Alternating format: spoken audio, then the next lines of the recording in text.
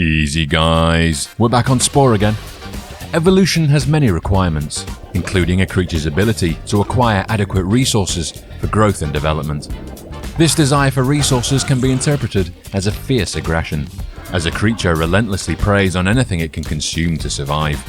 So today, we will play out one of the most aggressive creatures in all of Spore, the Ravenoid, characterized by its intense and insatiable appetite for food.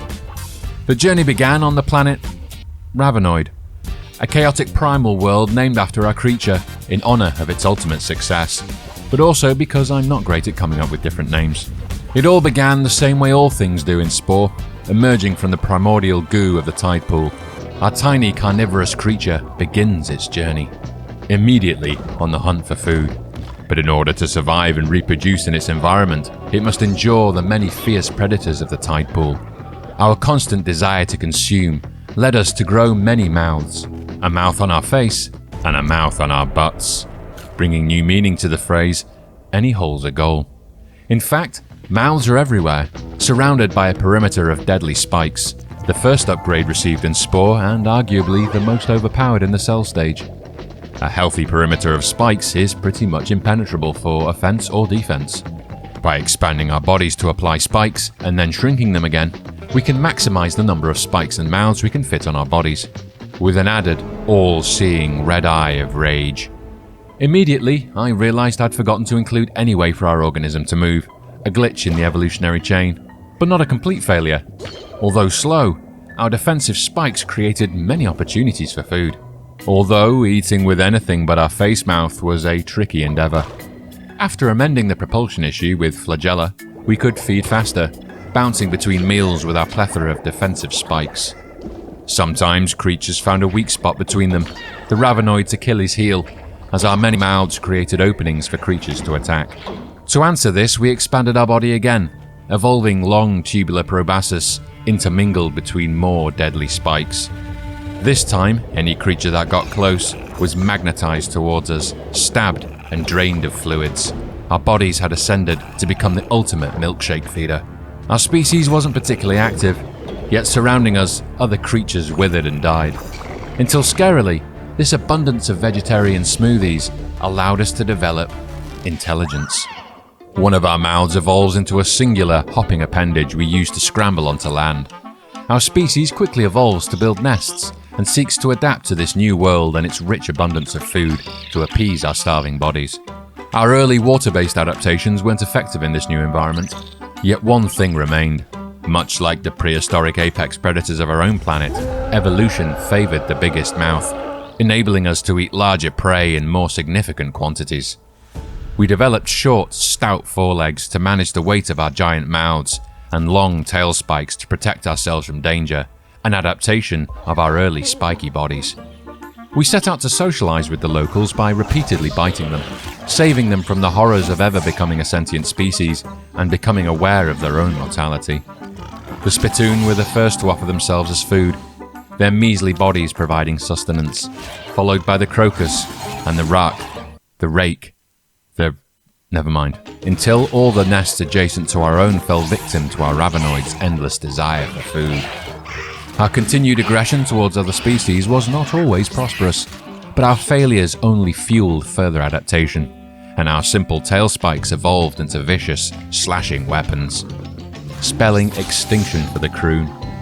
Our mouths became more significant, with more teeth and a pair of crude, horn-shaped mandibles for charging and impaling prey.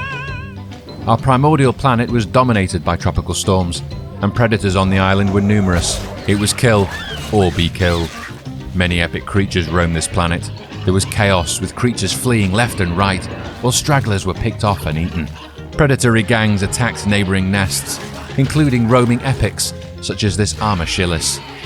Our Ravenoids worked together as a team. One Ravenoid confused the epic, while the rest of the nest slashed at it with their tails and sharp horns. This dog-eat-dog world made the Ravenoid fearless. As individuals, they were expendable, which furthered the survival of the many. Ravenoids ate everything in their path. Although Ravenoids were simple and primitive, with their tiny forearms and all the social prowess of a knife, they nonetheless became living fossils, whose way of life had stayed constant for millions of years. relentlessly consuming a variety of meals along the way. Despite their shortcomings, they evolved into the tribal stage, evolving to use tools and primitive communication. We began forming tribes and building simple structures, and Ravenoids developed a single tool, the hatchet. However, their robust design meant they often didn't need it, as they hunted the remaining species on the planet, using their venom, spikes, and slashing tails to dismember their prey. Every time something was killed, we did a happy dance, returning to the nest with food. A Ravenoid placed a feather on its hat for every creature killed, and wore Halloween masks to scare its prey into submission. It wasn't long before another friendly species announced its presence: food, seasoned with a beautiful basket of oranges. We engaged in warfare with rival tribes. The oranges provided us with food until they provided no more. The Scions stole food from us, an unforgivable offense. Seeking revenge for our losses, we took everything they had. Everything. Wild animals took our food and, in a cruel twist of fate, became food themselves. Some might argue this video should have been called the hungriest creature in Spore, yet for the pink tribe, it made little difference. Our Ravenoids took everything. Swarmed by a zerg of Ravenoids, our planet's cleanup crew. Next, the greens. Their phallic bodies and rounded butts couldn't save them from their fate. An initial wave took their food, while the rest slew their population. They fell in the first wave. Next, the lavenders. The Ravenoids stole food, and with it, laid more eggs to create soldiers to clean the lavenders out. Before long, everyone else was gone. Only Ravenoids remained at the top of the food chain, leading us to the civilization phase. Bombs, tanks, and nuclear war. New ideologies emerge amongst the Ravenoid species, including religion, war, and trade, but mostly food. The race began to take control of the central continent. Our Ravenoids moved quickly, taking other Ravenoid strongholds. Ideologies bashed heads to see who would emerge supreme. With each city they took, defenses were placed to secure the perimeter, allowing our main attack force to continue to the next enemy city, before our inevitable expansion into the air. Similar to the tribal stage, the Ravenoids remained a simple species, using only Ravo-tanks and Ravo-planes. Oh no, I'm sorry. To defeat the remaining nations. Unification under one dominant faction. Aggression and military supremacy had won the day. With nothing else to conquer on their own planet, the Ravenoids turned their heads to the stars. And then the galaxy held its breath, as the planet Ravenoid reached out into the cosmos, hungry. At this stage in Spore, the gameplay shifts. Instead of passively generating income and watching enemies fall, engulfed by your armies, you must now manually collect spice from planets and sell it. Each enemy planet is conquered by attacking its cities and placing your own, optimizing the layout for maximum spice production. To expand a planet to hold 3 cities, you must terraform it by adjusting its climate to Tier 3. While this micromanagement is engaging initially, as your civilization grows, it can become more tedious. The repetitive city layouts, battles, and terraforming leads to mixed opinions on the space stage. In the beginning, without any advanced ship upgrades, our species felt weak and vulnerable, a stark contrast to the power we had in the tribal and civilization stages. Like a freshly born xenomorph chestburster scuttling into an air duct, we hid in the shadows and focused on resources while growing ever more deadly. First, we encountered a warrior species, the Kurgle. The tension between our two combative species was precarious. However, waging war consumes a significant amount of resources. By allying with other species, the Ravenoids could conserve resources and manpower, allowing them to focus on more immediate or essential conflicts elsewhere. With the ability to synthesize protein abundantly from thin air, our species shifted focus, no longer concerned with food. We expanded by terraforming purple planets and turned our attention to harvesting spice. To satisfy our primal urge to hunt, we began socializing with less evolved species on planets we encountered. The next species to show up were the Shaggles. We began trading routes, a mutually beneficial transaction of spice. Then we encountered the Bordugio, who were eager to be friends. Then the Mosel appeared. The Ravenoids then began an exercise in diplomatic manipulation, using our allies as pawns or cannon fodder. We could exploit this alliance with the Mosel to weaken the Bordugio by sending them into attack, setting up a future betrayal or conquest when it was most advantageous. This move began a decades-long war between the two species. The Kurgle were invited to the alliance. However, maintaining diplomatic relations with another aggressive species was challenging. and the Ravenoids began considering their destruction. But the first blow to be dealt was against the Shaggles. The war started here would fuel the development of new ship upgrades and weapons, such as the Mega Bomb and the Antimatter Warhead. For now though, war would be testing. We would adapt, as we always had done, through trial and error.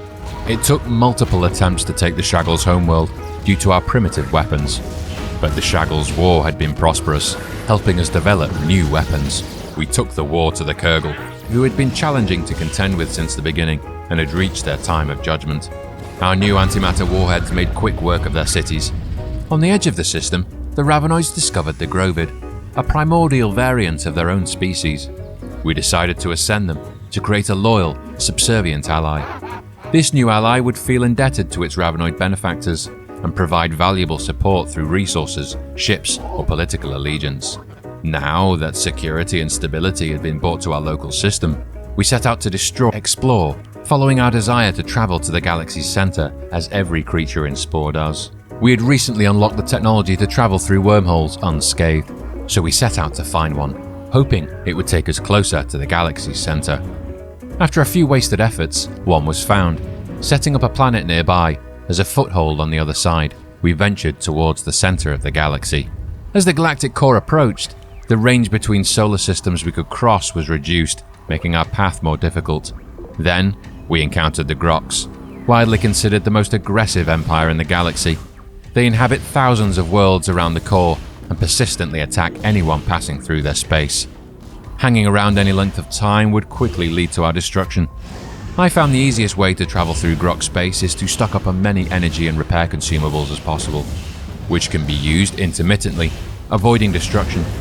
Closer, the Ravenoids traveled to the core until something unexpected happened. For light years, the galactic core and all the surrounding systems were clear of any Grox.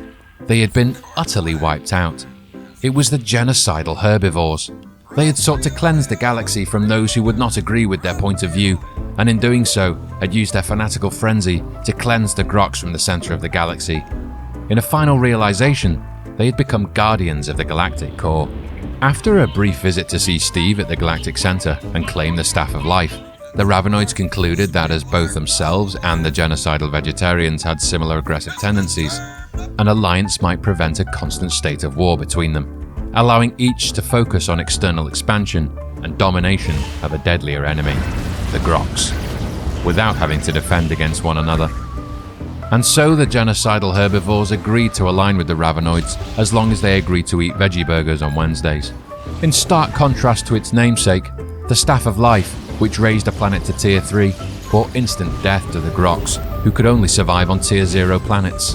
And so the most aggressive species in the galaxy forged an alliance with the second most ruthless, not out of weakness, but out of shared ambition, to conquer the Grox and extend their reach. It was a calculated partnership, where mutual gain outweighed blind destruction. Although some might call it a contrived ending, it was a far more complex and compelling fate than simply annihilating everything in the Ravenoid's path. What fate would await the Grox? I'll leave that for future videos. I'm Chlorophyll, thank you for watching, and take it easy.